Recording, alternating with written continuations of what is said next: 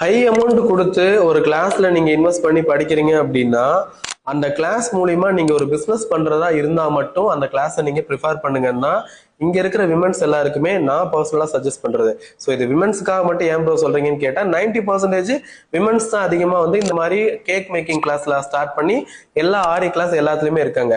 இப்போ ஒரு உதாரணத்துக்கு சொல்றேன், ஒரு 20,000 ரூபாய் கட்டி நான் ஒரு ஆரி கிளாஸ் கத்துக்கிறேன்னு வச்சுக்கோங்களேன். அந்த ஆரி கிளாஸை வச்சு நான் பிசினஸ் பண்ணணும்.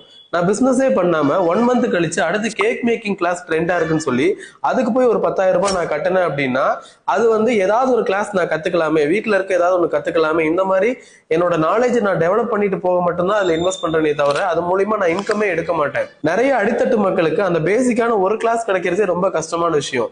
அப்படிங்கிறப்ப இன்னைக்கு ஆன்லைன்ல நிறைய இன்ஃபுளுசர் நிறைய கிளாஸை ஹை அமௌண்ட் கொடுக்குறாங்கன்னு டக்குன்னு நீங்க ஜம்ப் ஆகாம ஏதோ ஒரு கிளாஸ் எடுத்தாலும் அந்த ஒரு கிளாஸ் திறமையா நீங்க கம்ப்ளீட் பண்ணி அது மூலியமா நீங்க பிசினஸ் பண்ணி அமௌண்ட் எடுக்கிறது தான் ரொம்பவே நல்லது. ஒரு எஜுகேஷன் நீங்க லேர்ன் பண்ணாலும் அந்த கோர்ஸை வச்சு பர்ஃபெக்டா நீங்க பிசினஸ் பண்ணுங்க. தேங்க்யூ.